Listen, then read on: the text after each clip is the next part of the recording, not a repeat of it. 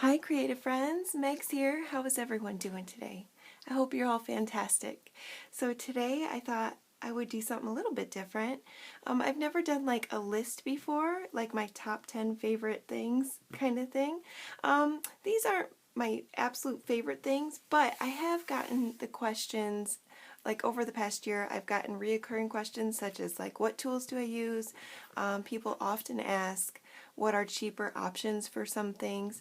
And so I thought I'd kind of combine that today and do a very short list, a short list, because I love craft tools, I love art supplies. Oh my gosh, the list could go on and on. But I thought I'd do a short list of the top tools I didn't know that I needed, that I absolutely love now and use all the time in mixed media, and cheaper versions of them. So I think most of them have a cheaper option, and this is not groundbreaking stuff. I mean, this isn't going to be like, oh my gosh, that's crazy. But I thought it was interesting, and hopefully it's helpful and fun. I just want to have fun with you guys. So the first thing that, we're just going to jump in. So the first thing that I can't live without and I love so much is my distress sprayer. And as you can tell, this is well loved. I love this particular sprayer because it does different kinds of sprays. Now, if you hold the handle down and I'm just going to go ahead and spray it. If you spray it quickly, like just spray, I'm going to show you like that, spray it, you get a mist. But if you hold it, let me see if you can see what I'm doing. If you hold it with your finger and your thumb and you do a like a slow spray, you get those big dots. I don't know if it's coming up or not. I can see it really good, but let me see.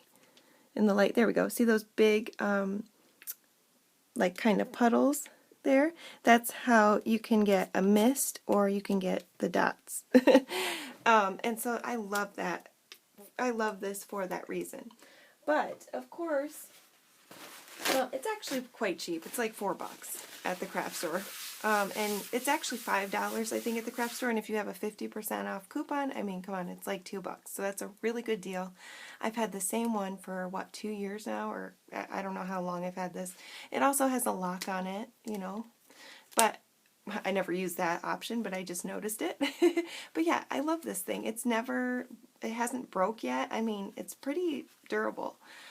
But I use misters for everything. I mean, yeah, once you start doing mixed media, you use misters for everything. So, of course, a cheaper option would be use your own. Just recycle a bottle. You can also get bottles from the dollar store, like hair spray bottles, the bottles that you fill up with water to wet your hair or whatever.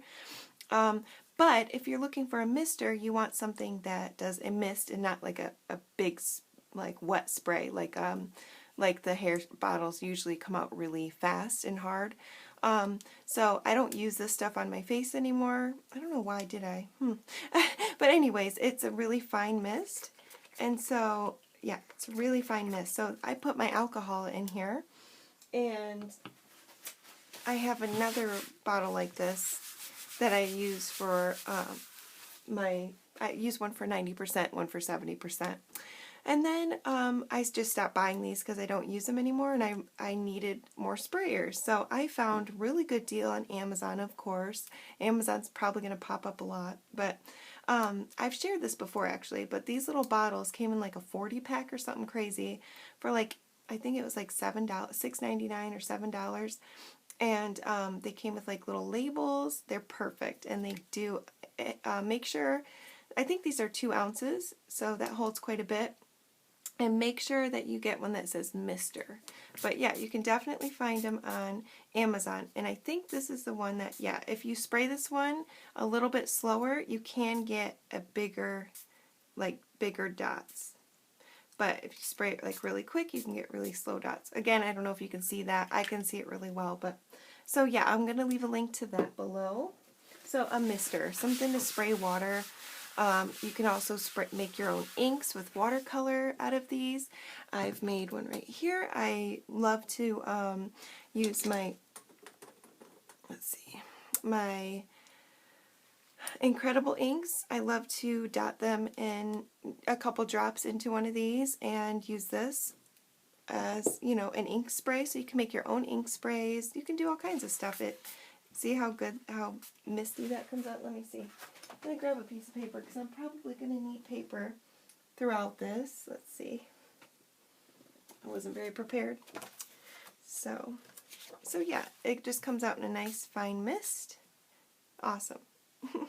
And this is just that ink, so it's really cool. So I'll leave a link to these below. Misters are always, water bottles are always needed in my craft room anyways. So that's number one. And then alongside of that are fine liner bottles. Now, you may not need a fine liner bottle if you're not doing mixed media. I know some of you don't. But I wanted to show you. Sorry, I just knocked into you guys. Let's see if I messed you up there. I apologize. So I use fine liner bottles for a lot of stuff in my mixed media.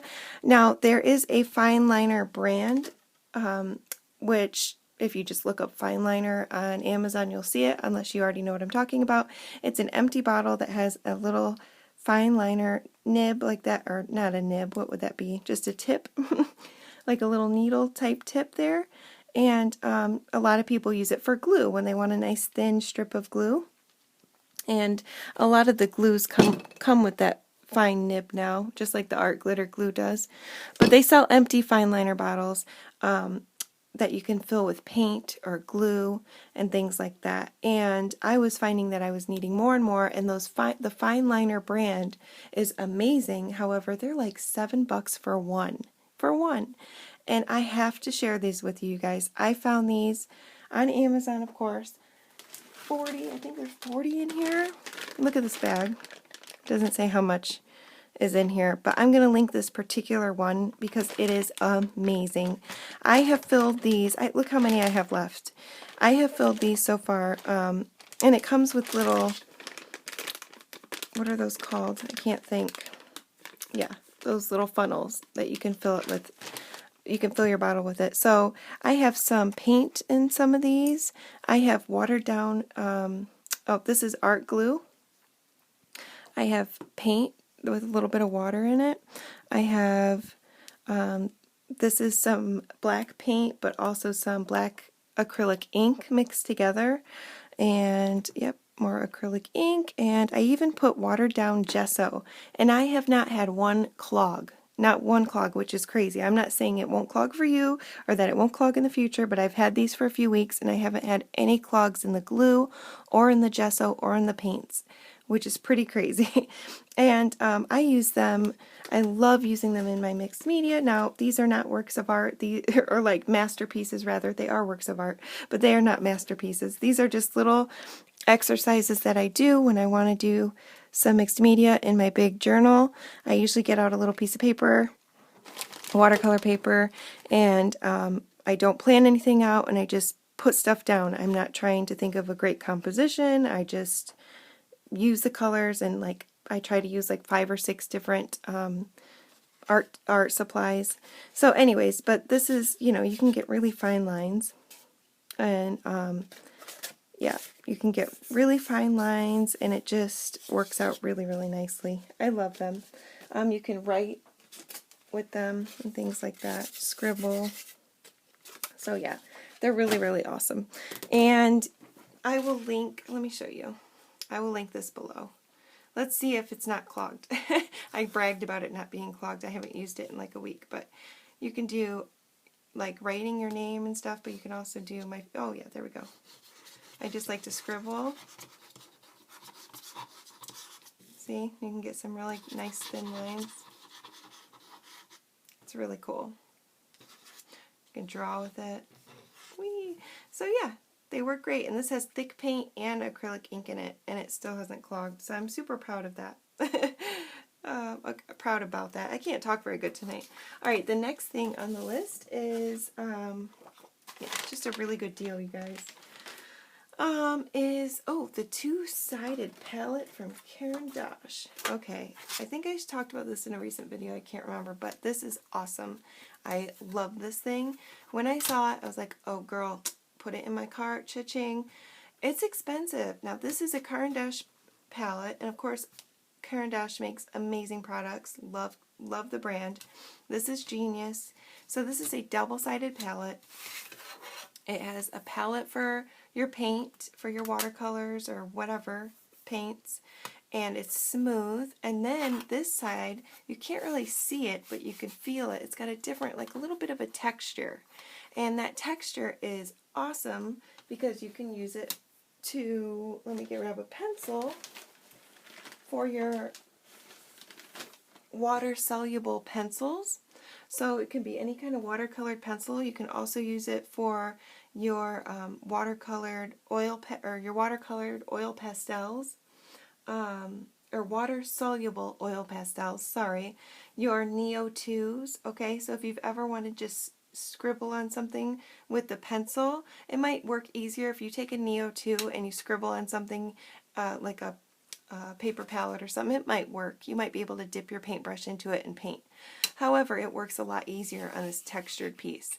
If you've ever taken a watercolored pencil and tried to scribble on, you know, a flat surface and get some, you know, pencil on there, you don't really get much, right? But with this textured surface, you get a ton, right? And then now you have all of that color on there. You just spray it. And if you're watching this, you've probably already seen this before, but it's awesome. And there you go. You get all that color, and now you can paint with it. So it's awesome, right? It's super awesome. Well, recently I found that this last year that I haven't really been using this much. I went hog wild on it when I first got it, but I realized that I was only using this side and not the other side because I don't like using plastic anymore for my watercolors. So it was kind of a waste to spend $10 on this little thing.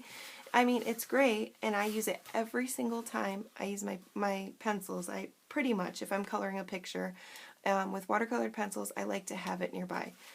But it's perfect for travel. It's a nice size, and I already own it, so that's great. But I would not recommend going and purchasing a $10 mini palette like this because there is this. This is from the dollar store. Perfect texture, you guys, for pencils. And it's double-sided. It's like this on both sides. $1. Yes, it's bigger. It takes up more real estate. But hey, you could look at that as I have a bigger palette to work with, right? And if you're like, well, it doesn't have the other side, so that's not the benefit. We're going to get there next. We're going to talk about a porcelain palette in a second. So yes, the downside is that it's not two-sided, but it's $1. You could spend another $1 for a total of $2 and get both sides. And I'll show you that in a second. But yeah, let me just show you that this works just as well, and I actually think it works better. And I'm going to get a better color because that one sucked. But yeah. So here we go. We have, see, it works just as good.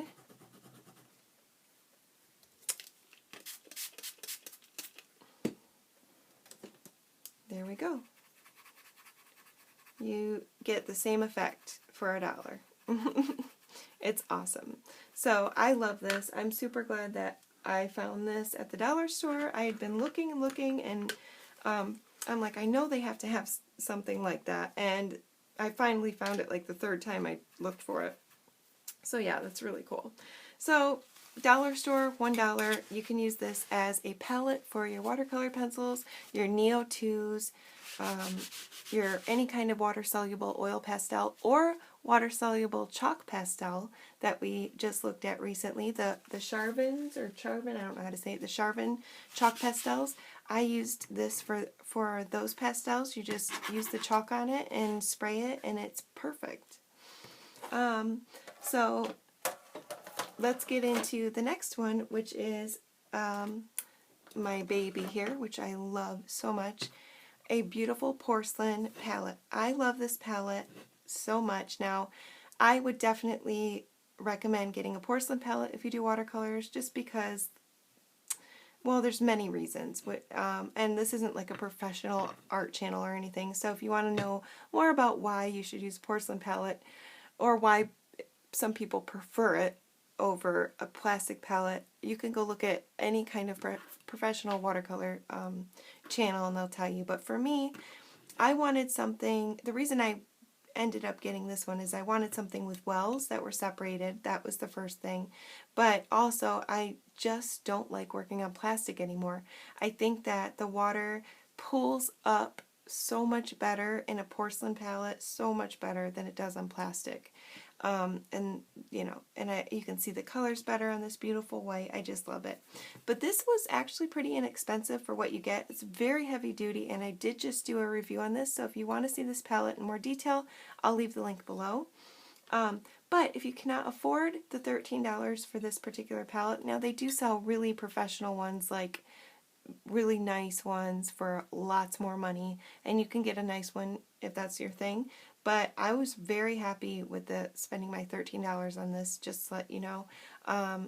It's 7 inches. It has, I don't know how many things are on here. I think like 12 or 13 wells, and I'm happy with it. It did not stain. I just didn't clean it good enough. I've cleaned it several times. It doesn't stain. It's very heavy, and yeah, it's really good. I do recommend this.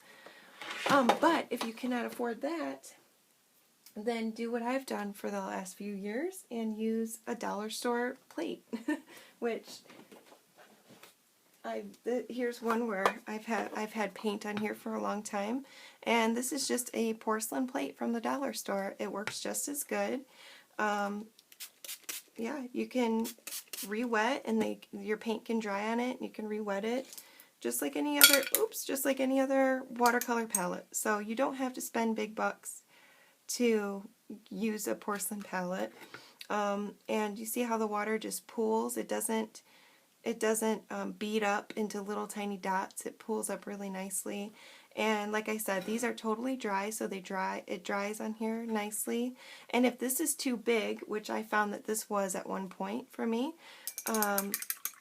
they sell smaller plates. And I do have a smaller plate around here somewhere. Who knows what I did with it. But yeah, I have a smaller version of the same exact plate. It's just a smaller one. It's about 7 inches. And I use that to do my mixing on for a very long time, until I just got this Medine palette, the one I just showed you like a week ago. So this has served me well since I've started watercolor, basically, or since I stopped using the plastic. And I can even show you. Let's see if it pulls up on here. Let's see if the watercolor,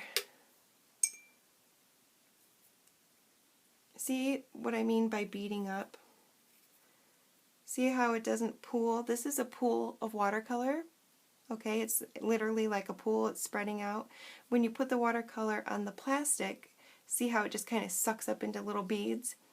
And when you're mixing, it's kind of hard to really see what you're getting and all of that when you have little beads of water versus a big pool of watercolor. So there's the difference there. And that's why I don't use plastic for my watercolor. But no shame if you do, really. You can achieve the same goal on plastic. So I'm not shaming anybody who does. You can definitely achieve the same goal. And then next we have, well, let's just look at my little list. I'm a list girl now, I guess. Ooh, I've shown this a million times, so you guys are probably like rolling your eyes. But these are the, because I talk about them so much, but these are the paper edgers by Tim Holtz, and this is by Crafters, what does that mean? Crafters Companion? I said, what does that mean? I meant to say, what does that say? Crafters Companion and Tim Holtz. And these are, in case you don't know, in case you're new, these are paper edgers. And for junk journaling, when I make my junk journals, this is an invaluable tool to me. Like, I have to have this. So what it does is, I'm trying to see how you get that torn edge look. Well, sometimes if you don't want to, tear your edge, you want a torn edge look on your paper, you use one of these tools, and what it is a blade, and the blade is separated. It's a round blade, separated, little notches in here, and then you just put your paper in one of those notches, you go back and forth, and it distresses the edges of your paper to make it look old or tattered or whatever you want to say. I'm doing the makeup thing here, but you get the hint. There you go. And oh, I can even ink that for you. Maybe you can see it better. So they do the same thing, both of these brands. They both work fantastic. But I was on a mission to make my own, and those of you who watch me have heard this story a million times, but isn't that great? I was on a mission to make my own because I was going through, whoa, I just sat on something crazy. Okay. Sorry, guys.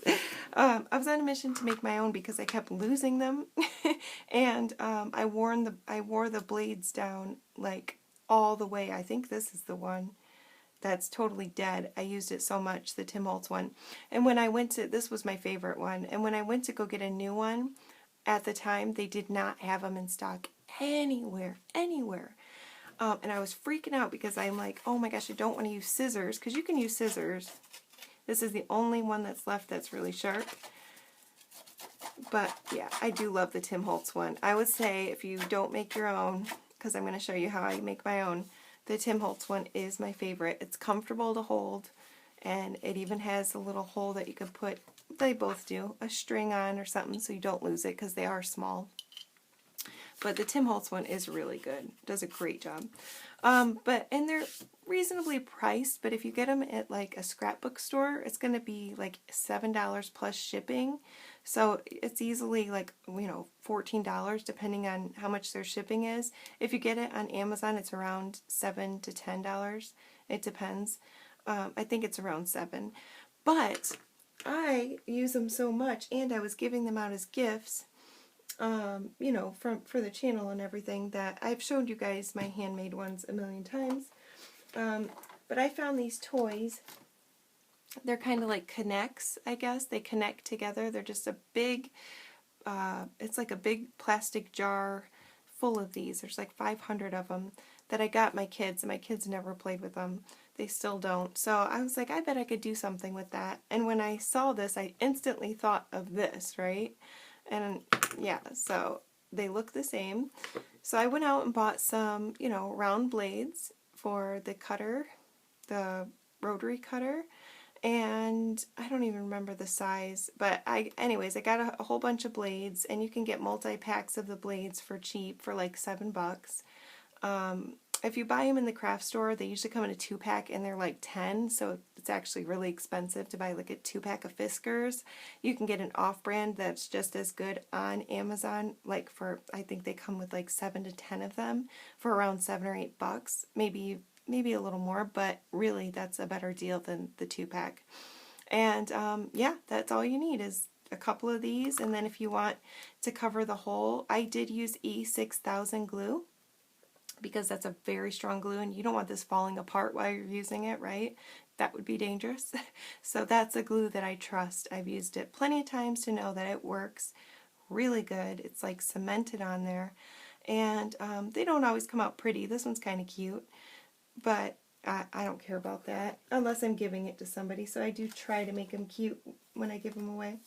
So yeah, like this one was a little bit hard to put together. I messed up and got glue everywhere. And yeah, so that one doesn't look pretty at all. But they work amazing. That's the point. And they last so long. Like my prototype, just to see if it would work, I used a blade that was a throwaway blade. I had used it for months, and I meant to throw it away. And I still had it. So I was like, well, let me just try it on this blade. And I'm still using that one. So they're very sharp. And so you just have your little holes there, and it cuts really, really good. So, yeah. You get a really, really distressed edge with this sharp blade. So, yeah, that's how I make my own. And I probably will stop showing that for those of you who have seen it a million times. You're like, oh my god, girl, you showed me that all the time. I was so proud of that when I found out how to make that on my own. I was so proud of myself. Okay, so it's the little things that keep us happy, right? You're like, oh damn, that was such a good idea. Okay, so what's next? Okay, so wax thread. If you make books, then chances are you've used wax thread. So you could buy wax thread on Amazon, of course. You can buy it in the craft stores. You have to be careful. Some of it is not, let me just show you. sorry if I'm in the way here. Some of it is not strong, and I want to show you. So this wax thread is from Art Minds, and I think that this is a, I want to say, sorry, it's taken me so long. This is either Michael's or Joann's. Okay, sorry, I don't know which one it is. But this wax thread is very, very sturdy. It is really thick, though. But this is what I've been using for years, and when you give it a tug, it does not come apart, and that's important. This is wax thread that was cheaper. Is it this one? Watch, it won't come apart either. No, this is not cheaper. So there's one that came on a round. I probably got rid of it. It was so bad. It came on a round, you know, loop-de-loo like this, and it pulled apart so easy when I went like this. This is not the one, but I must have got rid of it. But anyways, my point is you have to be careful. Some of it's not sturdy, you know. And it can get pricey. If you're making a lot of books and you're buying like smaller things of wax thread, it can get kind of pricey. I mean, you know, it depends on how much you use. These ones, for me, when I was making books a lot, they ran out quite fast. But there's two solutions to getting more wax thread for your money. And one of them is these big boys that I found on Amazon, which of course I'll link below. Now this particular one is really waxy, but it works fantastic. It does look, doesn't look so beautiful when you look at it, this black one anyways, in front of you, because you can just see all the wax on it. But if you're making a book, you know, you're not going to be staring at the little piece of wax thread that's hanging off. You know what I mean? Especially if you cover up the spine. Now, if you see it on the spine, you might want to just wipe a little bit of the wax off or rub it in, because you can do that. And I've used this, and it looks just fine. But look at all that you get, and you spend $7.99 is what I paid for this, and it's very sturdy. It's also quite thin. So, you know, it's not, you don't have to make giant holes, and it works really, really well. So you can buy in bulk. They sell, so many different brands sell wax thread on Amazon for about $7 or $8. Well, like, I think it's like $7.99 to $10 a roll. But they're huge, and I've gotten rid of so much of this one. It was about this big. No joke. I've given so much away. But you can also, for another idea, get a piece of beeswax. And I know they sell this at probably every craft store. I know Joann's has these, in Amazon, of course. But yeah, just get a block of beeswax. And they might sell white. I don't know. This is the only one I've come across and seen. But the plus side of buying your own wax instead of wax thread is that, you know, there's downsides and plus sides to both. If you already buy it waxed, it's definitely a convenience. I love having it. But if you have the block, you can use any thread that you have on hand. So like this thin piece of, I don't even know what this is, some kind of cord, but it's nice and thin. It's really durable. And all you would do is stick it on, and there's different ways you can do it. You can wind it around and just run it through like this. And there you go. You waxed your thread. And you might have to do it a couple times, but it's also nice. But anyways, the point is you can wax your own threads, just like that, and it works just as well. You can control how much you put on there, and you can turn your regular string into a bookbinding thread. Really nice and easy. Now, I like to have this also even if I'm not waxing my own thread, because sometimes when you go to thread your needle, you can't, like if you have some threads like this one's really thick and it tends to split, and those of you who make books know what I'm talking about. Some of these will split, and they'll split apart, and when you're trying to thread your needle, some of it will split and you cannot get the whole string into that hole, and you're like, wow. So it's nice to have this wax on hand, because all you have to do is get that little split, wax it up a little bit, and you twist it, and you won't have any problems anymore with the splitting. So anytime you see splits, you just use a little bit of wax. Perfect. Perfect solution. And this is under $3. So, score. Okay. So, definitely a need in the craft room. So, the next one is, let's see, sandpaper. Okay. Now, I don't know my little hack for the sandpaper. What was I going to say about it? Sandpaper is something I have to have in my craft room. I love having these little sandpaper you know, board block things, because I like to use these for my, oh my gosh, I didn't even get my tortie, I call them. So if you don't know what a paper tortie is, I can't believe I forgot to bring them over here.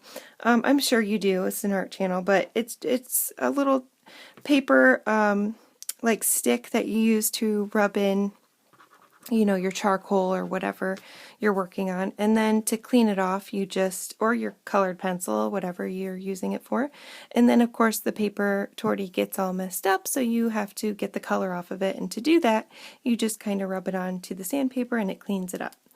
But you can do the same thing with sandpaper blocks, and they sell these at the dollar store, of course. So, you know, I love my dollar store, and the plus side of getting a block as opposed to these little ones, which are pretty cool, but the blocks last a lot longer, and then you can also use these on your canvases, on your mixed media pages. I know I like to let my, you know, when I'm doing an abstract piece, I like to let some of the thick paint dry, and then I like to sand it, and things like that. So sometimes I sand the edges of my papers for a look. You know, if I don't, you know, you can sand your papers if it's a little too much of the fuzzies there or whatever. So you can use sanding blocks for a lot of different things, and I definitely recommend them for the craft room. You can sand your pencils if you don't want to use them in a pencil sharpener. You have to get a really coarse sanding paper to actually sharpen a pencil with it, but it does work. And yeah, things like that. I'm trying to think of what else. Oh, another thing I use sandpaper for is when my Tombow Mono eraser, which I love, it's actually like a sand eraser, but sometimes it gets really dirty, and to clean my sand eraser I rub it on sandpaper, and I just give it a little scrapey scrape, and it gets all the colors off that I just, you know, if I erase some colored pencil or whatever, or charcoal, it gets it off my eraser and cleans it really good. So yeah, lots of uses for sandpaper. I definitely would suggest, if you're doing mixed media, to have sandpaper around. And like I said, the blocks are a really good deal, and they last a long time.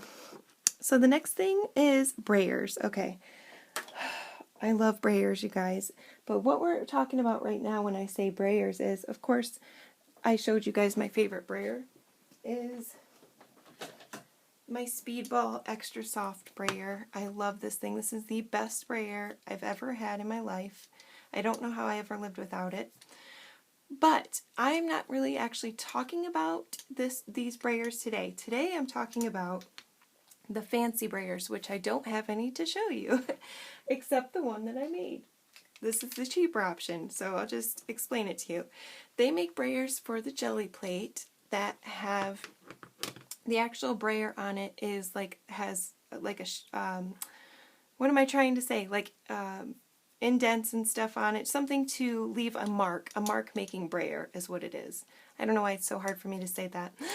So it's basically a mark making brayer. So you will rub it in your paint. Some of them look like bubbles. Some of them look like whatever the shape is that's on the brayer. They're pretty pricey, but they're awesome to use on jelly plates, or even, you know, just not on jelly plates. You don't have to use a brayer just on a jelly plate. You can use it on anything, right? So I love just taking an old brayer that I wasn't using anymore because it had split. I just tore the rubber off. It was a hard rubber brayer that I had for years. And I just took some of that waxed thread here, and I just went around it and around it and around it until I came up with this. Tied a little knot in it, and now I can show you. Let's see. Do I have any paint or anything? I guess I should have been more prepared. Let's see. What do I have? I guess I could do some ink. Well, that's staining. Here, let's use some of the new Tim Holtz color. This is new Tim Holtz Salvaged Patina. It's amazing. I love it. It's like one of my new favorite. Oh, look at that. Whew. So you could just, oh, watch it not work. Yeah, it's not going to work on this. This isn't the jelly plate, so that was a fail. Sorry. I have to have my jelly plate out to show you that. But it works in paint. It, definitely. You just roll it and then you roll it on. But it, well, I guess it will work. But this isn't the jelly plate. It works really good on the jelly plate. Okay, it's working a little bit. Let's see. See, you get these little marks on there. Now, if it was the jelly plate, it works really good at, like I said, on the jelly plate. Or since this is just kind of a hard, flat surface, like a thicker paint would work better on here, but I don't have any thick paint next to me, so you just have to take my word, I guess. But yeah, it definitely works, and it's really, really fun. And I feel like a moron that, let's see, here's some paint. I should have just got my jelly plate out. Let's see if we can get any marks with the paint without getting a whole bunch. Yeah, see, it's not working. It works better on the jelly plate. So if this was the jelly plate, I would have more success. I'm sorry, guys. I promise you it works. But you can do, there we go. You can do it with bubble wrap. I've seen people take bubble wrap and like glue or put double-sided tape or whatever they do around, and they put it on their brayer, and they, you know, it makes bubbles and stuff like that. So just get creative. You can get creative and do all kinds of stuff if you just look around your room, you know. So that's one thing you can do with a broken brayer, or with one of the cheap brayers at like the dollar store that I keep mentioning. You can just wrap your own stuff around the brayer and make it your own. So, but yeah, I mean, this isn't the best way. This isn't how it looks normally, because I usually use it on the jelly plate, but that is still cool mark making right there. So I'm not disappointed with that, okay? All right. Phew, I thought you were going to let me down. Now I have a mess to clean, so hopefully you don't mind. I'm just going to spray that so it doesn't dry on my nice new mat, which I don't usually spray on this mat, guys. So if you're wondering, this is a cutting mat, actually. Oops. While I'm cleaning this, this is a cutting mat. It's the Dahl, D-A-H-L cutting mat. I should do a review on it because I'm not super happy with it. But I saw really good reviews, and yeah. If you want to see a review on it, I can do one on it. I just use the other side so that you guys don't get a glare. But okay, is there anything else on my list? I think there's like one or two more. Texture plates. Okay, so I've talked about this before. Texture plates for the jelly plate are pretty pricey, but they're awesome. We all know they're so cool. So a texture plate is kind of like some, you know, it's like a stamp, pretty much like a stamp for the jelly plate. And so it just leaves a stamp in your jelly plate. That's pretty much what it is. And they're usually around $14, $15 for one texture plate. They're awesome though, and I love them, but they're really expensive. What you can use instead of that is anything that, like any texture plate that is for fondant, that is for cake making. They usually look like something like this plastic, or this in particular, this pack right here. These are texture plates that were for clay. I almost forgot that word too. These are for clay. These are texture plates for clay. So when you're using paper clay or whatever kind of clay you're sculpting with, sculpty clay, these, you press them into your clay and you get these really cool textures. They work just as well on the jelly plate. You just have to be careful how you use them. Just because, you know, it's kind of thin and oddly shaped, so it's just a little harder to press on. But not really, you know what I mean? If I just had to nitpick it, I would say, you know, when you have an actual texture plate, you have something to kind of hold on to because it's like a stamp. But these are pretty thin. But, I mean, I've been using these for a couple years now, these same ones, and I got this whole entire pack for like $4. So, awesome. There's stars, there's like basket weaving, I mean, there's honeycombs, swirls, you name it, it's here. And I even have some really big plastic sheets. Sorry, I didn't realize how loud that probably was. Some big plastic sheets that are the same material that have really beautiful designs for the fondant. So like the cake making ones, they usually come in big, huge, long sheets because they want you to wrap it around, you know, the cake, if it's like a round cake. So you can get those and cut those up, or whatever. But I have some of those, and they're usually like more sturdy and more thick. And I know they sell those at Hobby Lobby. I did see them there. And they usually come with a couple in a pack as well. So yeah, so just another alternative to expensive texture plates. You can use the ones for clay and cake making. Pretty much anything that's for clay you can use on the jelly plate. I also love using Sculpey tools. Sculpey is the clay brand. I love using my Sculpey tools on the jelly plate to make, you know, marks in my paint. And you can also use, here's another example of a cake decorating tool. This is for cake decorating for a fondant, and you can do the same thing with this. You can make marks in your paint, in your abstracts, on your jelly plate. You have to make sure that it's not super sharp for the jelly plate. I wouldn't recommend this one in particular because it is kind of sharp. They do make jelly plate ones, so these are nice and rubbery, but I still use these in my mixed media when I do it in my art journal. If I'm doing it on a canvas and I want to just scratch in some marks, I love using the more hardy ones like this, because this doesn't do the job when you're doing, you know, mixed media on a canvas or in your art journal. This is what you want to use probably. Well, that's what I like. So look in the cake decorating aisles, look in the clay aisles. You'll usually find something for the jelly plate there, or a few things. And then, and for much cheaper. And then I think that's the last little honorable mention, you guys, is something. Oh, actually, there's two more. Let me show you this one. So for stencils, we all know, you know, stencils are, you can get stencils very inexpensive, you guys. And I just wanted to show you this. This is a placemat. It's a vinyl placemat. So I love using this as a stencil, and you can cut these up or whatever, but what I really love using this for is for my coffee dyeing for my papers.